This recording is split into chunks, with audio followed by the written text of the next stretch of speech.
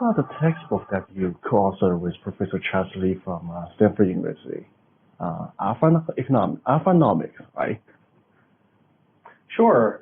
So Alphanomics is a textbook based on a broader literature, including my own research, that can be viewed as an attempt to reconcile the practice of active investing, which is so commonly pursued among Wall Street professionals, with the theory of efficient markets, which are so commonly taught in MBA classrooms around the world. So Alphanomics really reflects two separate terms. The alpha portion of Alphanomics refers to the abnormal profits or excess returns above risk compensation that engenders or helps motivate arbitrage as an industry. The economics could be thought of as the costs and benefits underlying active investing that make it sustainable as a business enterprise.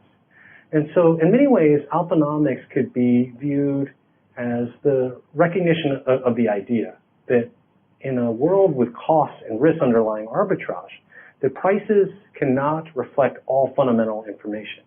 Instead, prices respond to fundamental information, but also reflect things like fashions and fads, as well as innuendo disguised as information.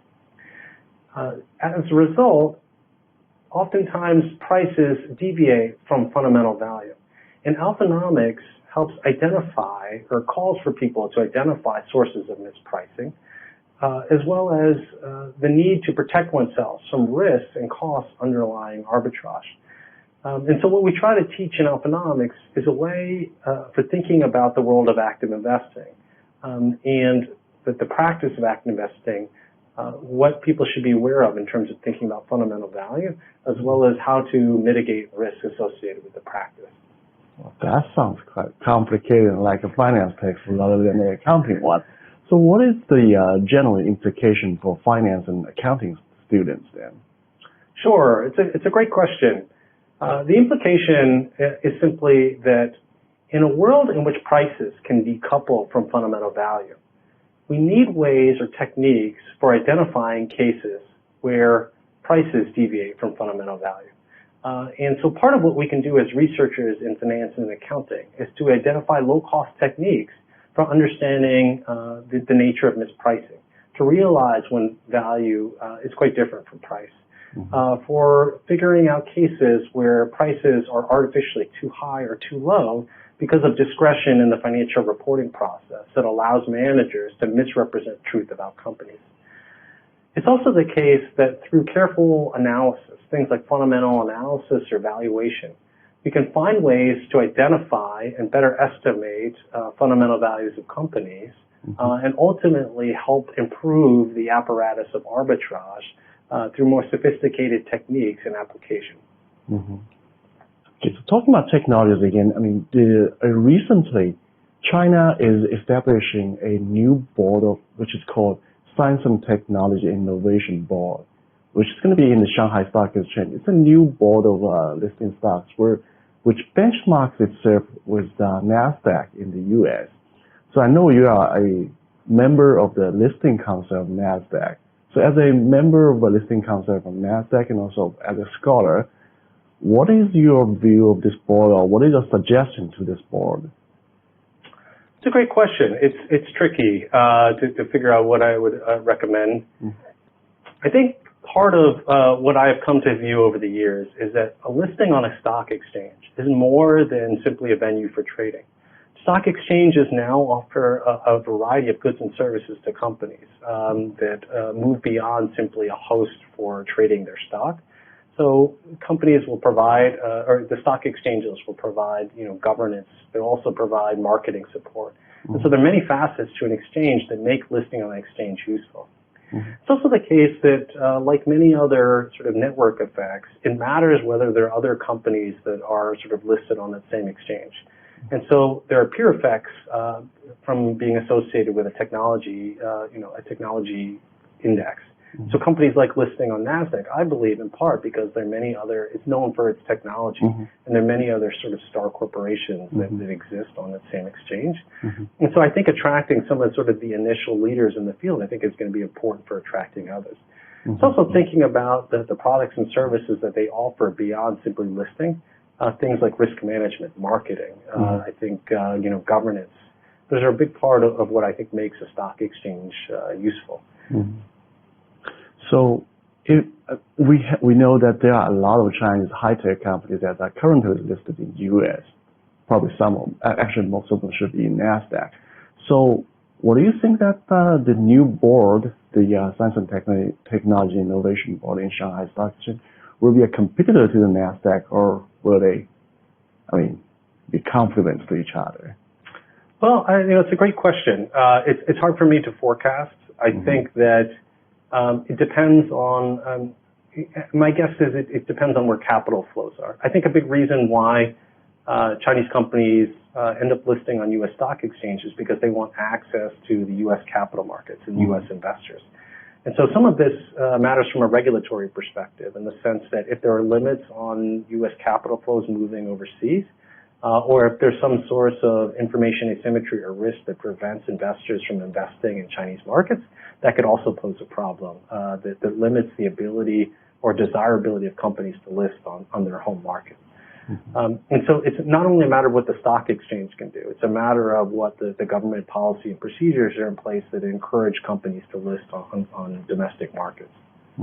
So Alphanomics critically relies on concepts from both finance and accounting. So what Alphanomics does is it challenges students to think about the arbitrage process, to find ways to develop lower cost techniques of engaging in arbitrage to identify mispricing. And so for a young researcher or a student who wants to engage in Alphanomics, there are lots of ways that you can contribute to the arbitrage process. For example, something as simple as developing new techniques for valuing companies. It would be quite useful in identifying mispricing, because the more that we can better estimate fundamental value, the better opportunities we'll have to understand or recognize when prices deviate from fundamental value. Another is to figure out signals that exist that investors do not yet seem to incorporate into price. Oftentimes they're low saliency signals that tell us about fundamental value, but it's simply that they are sort of flying under the radar of the average investor in terms of valuation. And so the more that we can sort of uncover the sort of latent signals that exist within the financial reporting process, the better that we can correct mispricing. And so oftentimes the financial reporting process engenders a lot of discretion. And what we know through large sample evidence is that managers will often use discretion to their advantage.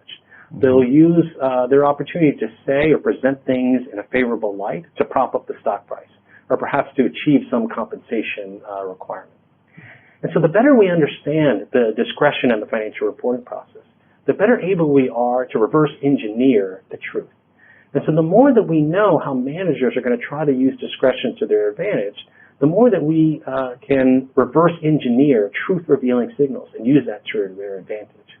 And so part of the research that I presented to students today was on the discretion that companies use in the timing of their earnings announcements.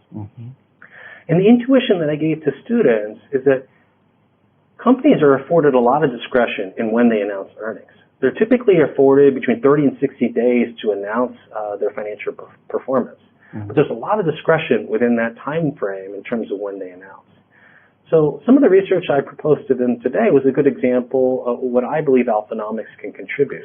It illustrated that companies follow a very simple pattern. When they have good news, well, they rush out to share it. They want to be the bearer of good news. And so when you see companies announcing earnings early, it's typically a good signal not only about their profitability, but their valuations. At the same time, companies often want to use discretion to delay the release of negative news. And so they'll push back the timing of earnings announcements containing bad news. And so that's an example where we see that there's discretion in the financial reporting process.